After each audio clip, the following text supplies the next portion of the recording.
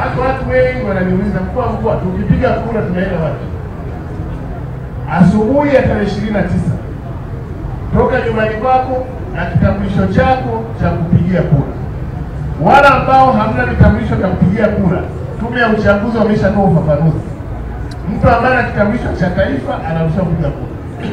Mtu ambaye ana leseni ya biashara, ana leseni ile driving license ya kuendesha magari anaruhusiwa kupiga kura. Kwa maana utambulisho wote ambao Tume ya Uchaguzi wameutoa unaokupa nafasi wewe kama Mtanzania mwananjombe kupiga kura, utumie. Kupiga kura ni haki yako ya kidemokrasia, na ndio maana unaenda kuchagua ndio na hapana. Ni haki yako ya kidemokrasia, huna sababu ya kuipoteza. Na ndio maana kitaifa, baada ya mjadala wa miaka mingi kwamba uchaguzi usifanyike siku ya ibada, kuna watu wanaenda kanisani, wanaenda msikitini, alafu kuna zoezi la kupiga kura. Serikali ikafanya mabadiliko, siku ya kupiga kura inakuwa ni siku ya kazi, ambayo ni siku ya Jumatano, lakini Mheshimiwa Rais amepewa mamlaka kwa mujibu wa katiba na sheria kuitangaza siku ya uchaguzi mkuu wa nchi ya Tanzania kuwa siku ya mapumziko. Kwa hiyo siku ni siku ya mapumziko, lakini siku ya mapumziko zaidi kwa sisi ambao tunaenda wapi? Maofisini. Kwa wewe mfanye biashara, hiyo siku ya kufanya pia biashara zako, toka asubuhi, piga kura, fungua meza yako, fungua duka lako, fungua mgawa wako, fanya biashara yako. Sio, mnaelewa? Mnaelewa vizuri? Ni siku ya mapumziko kwa wale ambao wana ajira, lakini kwa mfanyabiashara siku yako ya kufanya biashara, tena fungua duka mapema. Maana kuna watu ambao wanafanya shughuli za ujenzi, hiyo ndio siku yake ya kuchukua saruni kwenda kufanya kupiga lipu nyumba yake, ndio siku yake ya kununua nondo kwenda kufunga lenta nyumba yake, ndio siku ya kununua rangi kwenda kupiga rangi nyumba yake. Ulioko sokoni, fungua soko mapema. Maana ni siku ambayo mtumishi ambaye yuko ofisini amepata siku ya katikati ya wiki kuja kufanya maemezi pale sokoni, ili aache nyumbani aliagize endelee na kazi zake za ofisini. Aliyoko kwenye usafirishaji, bodaboda, bajaji, daladala, taxi, Bolt, Uber, ni siku yako ya biashara.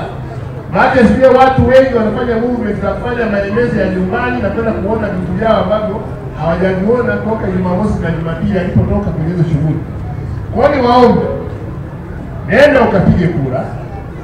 Alienda biashara zake, nenda kwenye biashara zako. Wala ambao hukupata nafasi ya kusalimia ndugu, ulikuwa na umma, ulikuwa umefiwa, ni fursa. Unapiga kura asubuhi, unaenda kwenye shughuli zako zingine. Kuhusu swala la usalama, niwahakikishie usalama wa mkoa wa Njombe uko salama kabisa. Nenda ukatimize haki yako ya kikatiba. Njombe ni salama. Huu ni mkoa wa wafanyabiashara, huu ni mkoa wa wazalishaji, huu ni mkoa wa wachakalikaji. Piga kura, endelea na shughuli zako, wala usiwe na wasiwasi wowote. Umeelewa? Kama mkoa, vyombo vya ulinzi na usalama kwenye mkoa viko sehemu kuhakikisha kwamba kila mwana Njombe anatimiza haki yake ya kupiga kura. Usitishwe na maneno wala usibabaishwe na jambo lolote. Vituo viko kwenye maeneo yenu, na vituo vingi viko ndani ya maeneo ambayo wapiga kura wananchi wanaishi. Toka kapige kura.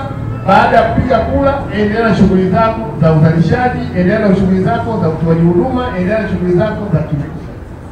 Baada ya hapo, Tume ya Uchaguzi wana utaratibu wa kutangaza washindi wa udiwani, matokeo ya urais. Hayo ni mambo ya tume, hayo ni mambo ya tume. Kwa hiyo nimesimama hapa kuhakikishia watu wa Njombe wote, tarehe 29 ni siku salama kabisa. Tarehe 29 ni siku ya maamuzi ya taifa letu.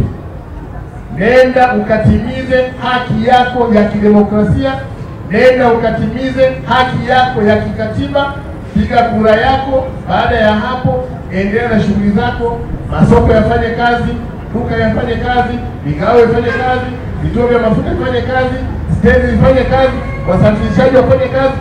Anayetaka kwenda shambani kuangalia kama mbolea yake imefika aende shambani. Anayetaka kwenda kuangalia kama mbegu anayotarajia kuzipanda baada ya mvua kunyesha zimefika shambani aende shambani kwake.